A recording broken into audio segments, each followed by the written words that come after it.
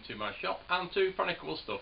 Well, it's a new month and it's the first Tuesday, so it's going to be a tool review. On this review we're going to look at my table saw. This is my 10-inch table saw. It's a SIP 01332, cast iron top, cast iron wings, tilts 45 degrees.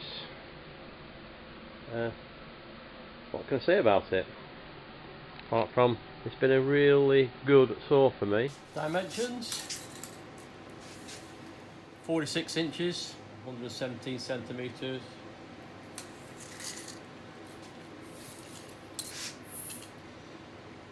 It's 31.5 inches, 80 centimeters.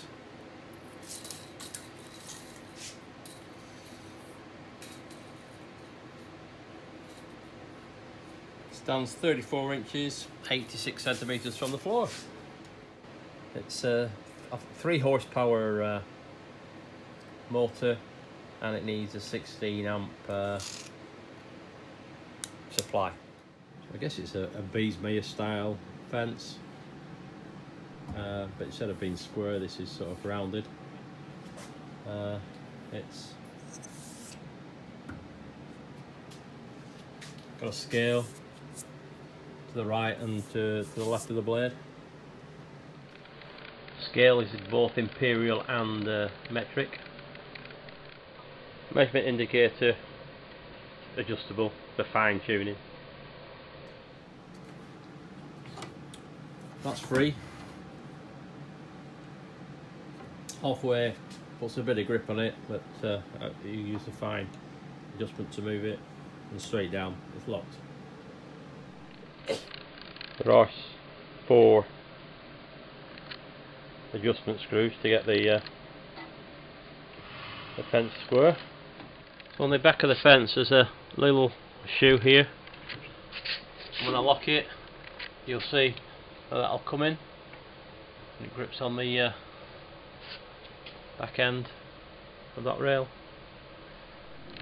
4-inch dust port with a 1.5 inch so branch coming off, comes up into the guard. We'll take the guard off, this tucks in, and that's your sort of ribbing knife. No good if you're going to do trenching cuts, rebates and the like. It's a 16 amp line, and of course always unplug it when you're messing around with the blades and that. So I bought another one of those and cut that down to make a ribbing knife, which I use when I do trenching cuts. What I don't like about the saw is the throat plate. So the throat plate comes with is this thing.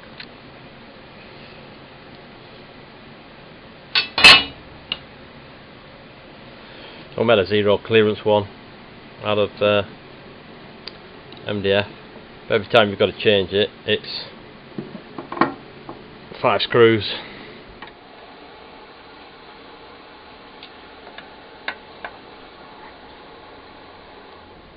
And these screws gets you into a bad habit when I change the ribbing knife.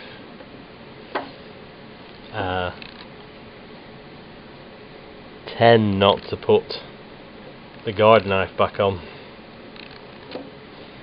unless I'm take it out really to change the cutter. But for the job I'm going to do next is I'm going to have to take that off anyway. Comes with like a multi-purpose blade, 40 tooth blade, and it let it a while. Just clean it up now and again. Does a good job. I've got plenty of other blades.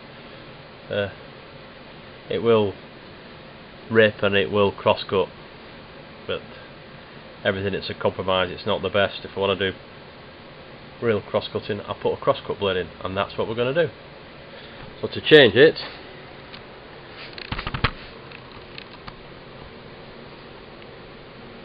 there's a wee sloss here, and you've got Tommy bar in it.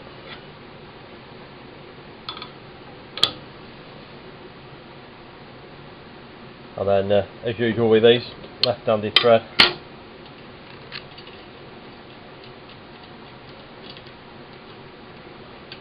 Be careful not to drop. Take that out. Just give it a bit of a tap.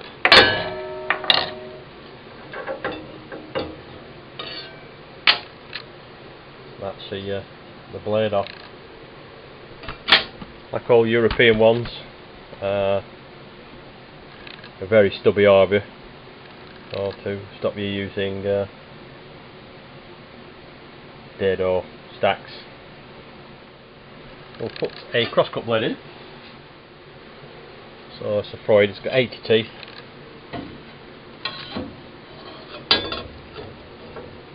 It's a Freud Pro.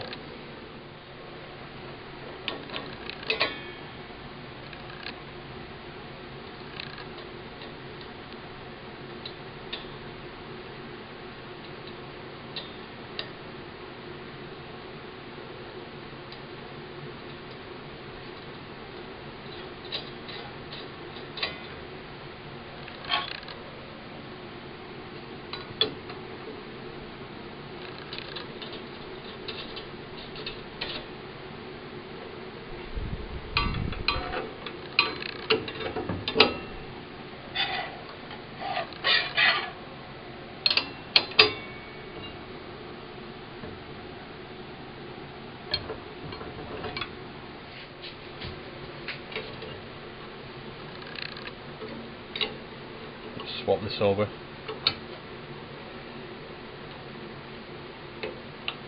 Couple of little bolts.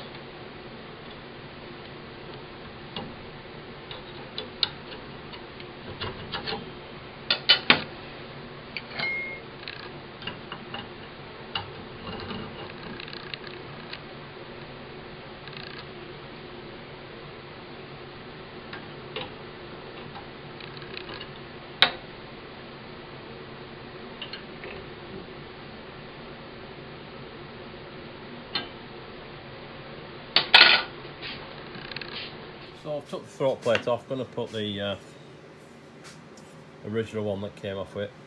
Now the mismatch, there was a bit of a mismatch between the seating area and the tabletop, so I just use the old hot glue trick. Some dabs of hot glue around, put it down, level it up, and it works like a good one. I'm putting this on to show you the tilting options. So once again, it's 5 screws out and 5 screws in.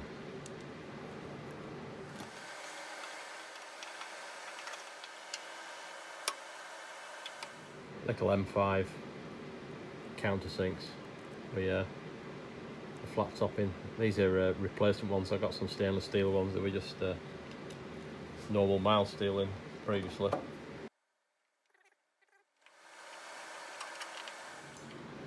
So like most, I've made a number of throat plates. That's my zero clearance.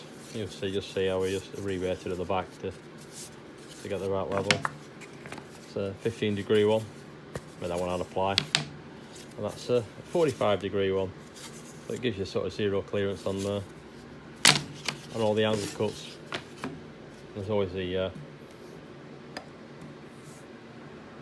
original one with it. Controls are pretty easy. There's a on-off, and it's a non-voltage release switch. You've got locking knob there for the tilt. You've got a locking handle there for the height. That raises, lowers the blade, and this one tilts the blade to 45 degrees.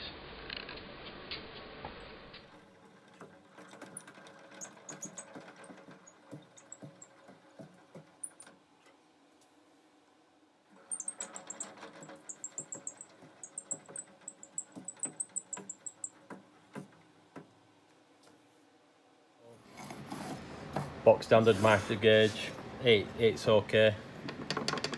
A little bit of rattle in it, not a great deal. So it was pretty brand new, but I very rarely use it. I tend to use it more on the bandsaw, to be honest. So auxiliary fence, tall pieces, and for shallow pieces, quite simple. T-bolts and a thumb screw. Just running these tracks.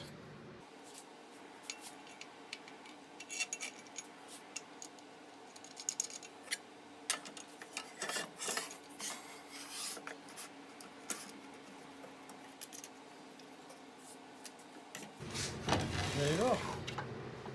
Has a wheel kit. There's 2 wheels at the back that you can lock in position with those Allen screws. So at the front you've got a hooking position, you've got this wheel, trolley, go underneath, lift it up, and then you can actually move it around. It's very heavy, but it is movable. Access in the trunnions to for adjustments is through this steel panel here. 6 bolts. It's quite heavy, and that's a bit of another bit of a pain, really. But once you've done it, once you've done it once, it tends to stay pretty level. And there's an access panel on both sides.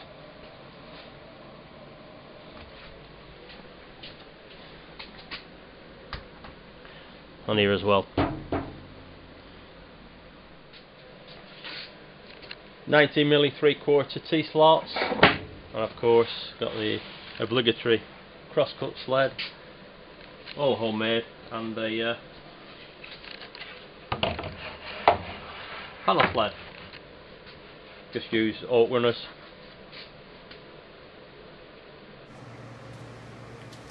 So that's my SIP table saw. Never missed a beat. Love it to bits. Cast iron, flat as you can get. 2 cast iron wings, which you can swap it over. You can actually get the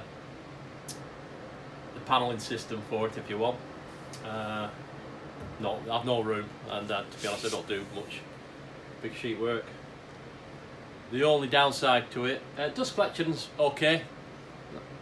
Gets most of it. You still get a bit thrown out. But the only thing I don't could be improved is the removal of the throat plates. That's all. It's just a bit of a bind because it's got 5 buckle screws. But all in all, good saw. Won't hesitate to recommend them.